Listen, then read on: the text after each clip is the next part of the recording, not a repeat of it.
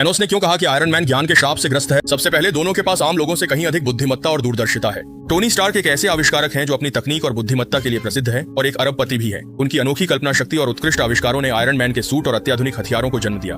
उनकी कल्पना और बुद्धिमत्ता लोगों को हैरान कर देती है। उन्होंने अपने समकालीनों की सोच से आगे बढ़कर अपने युग के सबसे चमकदार व्यक्तित्व बन गए। इस असाधारण बुद्धिमत्ता के कारण वह वे संभावित खतरे और समस्याएं देख सकते हैं जिन्हें आम लोग नहीं देख पाते। उदाहरण के लिए उन्होंने बहुत पहले ही समझ लिया था कि पृथ्वी को ब्रह्मांड की अन्य शक्तिशाली ताकतों से खतरा हो सकता है, इसलिए वे हमेशा और भी शक्तिशाली सूट विकसित करने में लगे रहे ताकि पृथ्वी की रक्षा की जा सके। इसी तरह थैनोस भी एक अत्यंत बुद्धिमान और शक्तिशाली अस्तित्व है जिसकी नजर में जीवन का अत्यधिक विस्तार ब्रह्मांड में असंतुलन पैदा करेगा और केवल आधे जीवन को समाप्त करके ही ब्रह्मांड का संतुलन बनाए रखा जा सकता है। इस दृष्टिकोण से देखें तो थैनोस और आयरन मैन दोनों में ही आम लोगों से कहीं अधिक दूरदर्शिता और समझ है, लेकिन उनकी सोच और तरीके समाज द्वारा स्वीकार नहीं किए जाते। जब थैनोस को सेलेस्टियल्स की स्वीकृति मिली तो इटर्नल्स के डार्जैक ने कहा था, इससे लगता है कि थैनोस का तरीका शायद गलत नहीं है, ये ज्ञान से उत्पन्न अकेलेपन और पीड़ा का परिणाम है। आयरन मैन ने अपने ज्ञान और तकनीक का उपयोग करके खुद को सुपर हीरो बना लिया और दुनिया की रक्षा करते हुए उसने कई बार दर्द और अकेलापन झेला। वह कभी एक घमंडी और जिद्दी हथियार व्यापारी था, लेकिन जब उसने मौत और अकेलेपन के साथ एक कठिन दौर का सामना किया तो उसने मानवता की भलाई की जिम्मेदारी उठाने का फैसला किया। हालांकि उसके कार्यों और विचारों को हमेशा दूसरों द्वारा समझा या समर्थन नहीं मिला। कैप्टन अमेरिका सिविल वॉर में सुपर हीरो सोकोविया समझौते को लेकर अलग राय रखते हैं, जिससे आयरन मैन और कैप्टन अमेरिका के बीच गंभीर मतभेद व टकराव होता है। यह उसे अकेलापन व दर्द महसूस कराता है।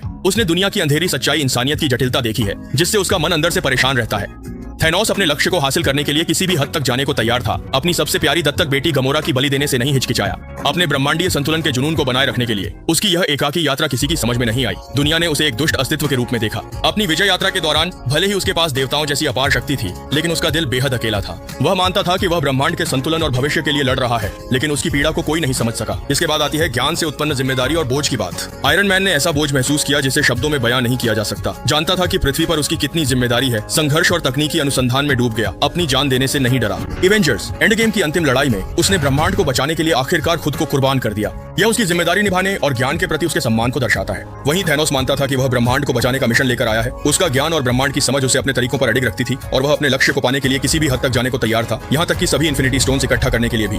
उसकी शिमिंग गान मिशन की भावना ने उसे हर तरह की मुश्किलों और चुनौतियों का सामना करते समय कभी पीछे नहीं हटने दिया, लेकिन इसी ने उसे आत्म बलिदान और अकेलेपन की स्थिति में भी डाल दिया। थैनोस खुद को आयरन मैन के साथ कई मायनों में समान मानता था। दोनों ही असाधारण बुद्धि के धनी हैं, ऊंचे आदर्शों और दृढ़ मिशन के साथ जीते हैं। इसी वजह से जब ये दो समान सोच वाले लोग पहली बार आमने सामने आए तो थैनोस के गहरे शब्दों ने दोनों के भीतर की दुनिया की गूंज को उजागर कर दिया।